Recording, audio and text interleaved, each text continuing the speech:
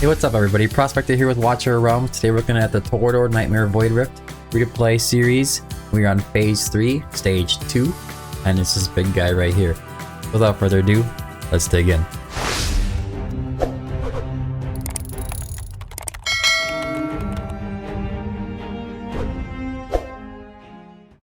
Alright, so what are we looking at here? Check out the map. So you have this Slaughter. He's gonna come down here. He's like the boss of this stage. He does get to take him down twice. So he's gonna come over here. He's gonna get stopped by our defenders. He'll take him down. He'll kill himself, or he'll die and he'll revive. And you know he's gonna whack these your allies here really hard. And then he's gonna continue. You got to take him down again.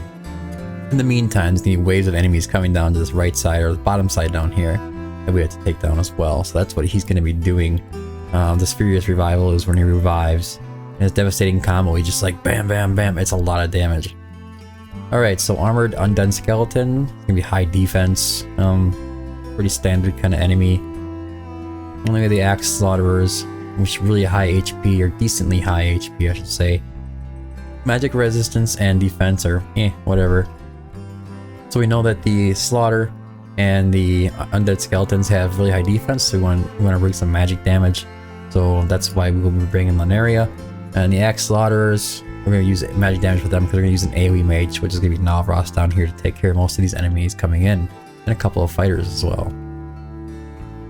Okay, the team. This is the team I've selected. I know you see there's a Scorch in there. I don't hate Scorch. The reason I like Scorch and to bring him up to people is simply because he has the ability to increase his attack by 50% for 25 seconds. And then he's going to be just doing this like AoE damage to multiple enemies 3 times, each time dealing 95% damage. He's great. I know his multipliers aren't crazy, but he does get you past those high defense numbers when you have, maybe you're struggling with gear a little bit. Most of these heroes are in Sublime Arcana, and usually Warlord is probably better. I'm running a little low on Warlord because the amount of heroes that I have equipped at the moment. So I ran Annihilating Might. He ended up being right around 14.2k attack and 330 crit damage. But he has 20% here. It increases attack in battle. I think this is just a passive that stays on when he's just burning. And then he has the extra 50% as well. It really does help you get past those high defense enemies. As for Lunaria and Navros, they're pretty much geared the same. They're in Soulbound Arcana sets. Attack bonus for the main stat. Their attack speed, crit rate, crit damage for substats all the way down. And as far as the Warlord sets, it's crit rate, crit damage, attack bonus for the most part. On the weapon, if you can't get crit damage, go ahead and just grab attack speed. Your crit damage will just be a little bit lower. There's nothing wrong with that. Right around 250 crit damage is going to be good. So she's sitting at 14.3k attack, right around 300 crit damage. Hero's Gaze. We have Navros. He's in a maxed out tier Twilight. I think a level 10 is going to be just fine for this. And we do have Wrath in the mix, who's sitting, well, he just has a Frigid Flame on. But he's in a Soulbound Arcana set. I actually literally just quick equipped him. Like, just let the game decide. And for that reason, his attack is a little on the low end, 11.7k attack. Which is kind of surprising because he has a really high base attack of 4800. Really high crit damage. Yeah, perfect if he's paired with Dolores. The tanks are, as usual, Guardian sets. Focus on really high HP, 85 to 95k is perfect, right around 6k defense. And Hollow is in an average kind of healer set. Invig, Whirlwind on the left side. He's coming in at around 13k attack, 24k HP. You want to shoot for like 1.5 or 1.4 to 1.6 attack interval. Rage regen, 60% plus is probably good. You don't really need the rage regen, it's just nice to have. And she's going to be in a Euphoric Orb. Now you could, instead of bringing like Scorch or Wrath, you could bring Abomination. I do have an Abomination built, but I'm trying to keep legendaries out of this as much as I can. Except for Volca, because I think most people are going to be building Volca anyways. In this case, we're putting Volca in a DPS set. It's going to be an Infernal Roar with Life Force on the left side. One of her pieces is actually going to be HP bonus piece that I had found. It's just nice to have anyways, but because of the way her skill kit works, when she hits enemies, she heals them by, or they heal by 3% of her max HP, so having her HP nice and high is good. See where that is. Each basic attack launched by the hero restores 7% HP, so he kind of like self-heals, and each basic attack launched by allies restores 2% HP. So when she's in, it's nice to have, and she is going to be up there kind of tanking and helping Oleg stay alive. She also applies vulnerabilities and does a decent amount of damage. Don't sleep on your Volka for DPS. Alright, let's go into the match. See if I can not scuff this for you guys here. Alright, so first thing we are going to do is place Oleg up here. He does need to be fully skilled out for this to make sure his shields are coming up as fast as possible. As soon as you can, go ahead and place your Volka. You'll see she does a decent amount of damage and she reaches past Oleg for 2 tiles in front of her. It's enough, it's slow damage, but it's fine. Lunarias can go right here facing upwards. Kind of help out, she does the magic damage. That's going to help bring down those slaughterers, which are kind of like equipped to take down defenders, so we are going to place a Solde right here. And as soon as we come, we're going to place Navras facing left right here in the center. He's pretty much going to be doing some AoE damage in that area. We want to put a Solde in the front tile because you can place down your Scorch or your Wrath or Abomination or whatever you're using on these 2 tiles here, and that'll help take down these enemies coming in. We're just going to place Wrath in this area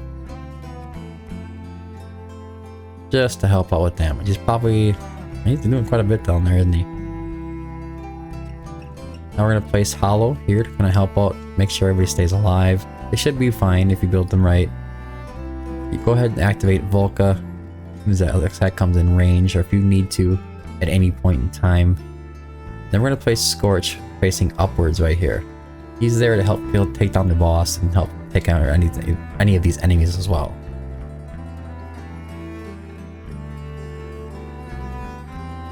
Alright, we went ahead and cleared them really early, which is nice. We have Scorch in range. Wrath is not, but he doesn't need to be. For the most part, Volka and Lunaria can take this guy down by themselves, but having Scorch there is nice. These guys run into trouble down here. Go ahead and activate Navras. You kind of do it anyways. Alright, so he's about to use his devastating combo here. Oleg does help out with physical and magical damage reduction to the surrounding allies. So go ahead and activate his ultimate. That way when he goes and he hits them, Volka doesn't have to suffer so much for her HP. She will struggle a little bit depending on how high you have her HP.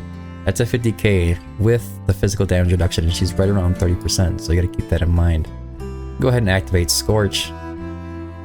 Do some extra damage up here. It's a nice long ultimate. That should take the boss down. You can activate Hollow as well. Start to get Nalras's ult back. And then it's just a matter of dealing with these enemies on the bottom here. Put it back on 2x. These guys get in range, go ahead and activate Navras. All these guys self-revive. They're kind of annoying. If you get overwhelmed down here, you can go ahead and activate a Solde. She can block 3 plus the Bastion Ring, that's going to be 4. So when he activates her ultimate, it's going to just kind of help hold these guys back if she's struggling.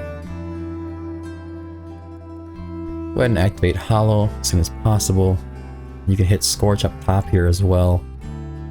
Help take this guy down. He's just mowing him down, look at that. I'm going to hit Navras on the bottom end. Take down this last slaughter.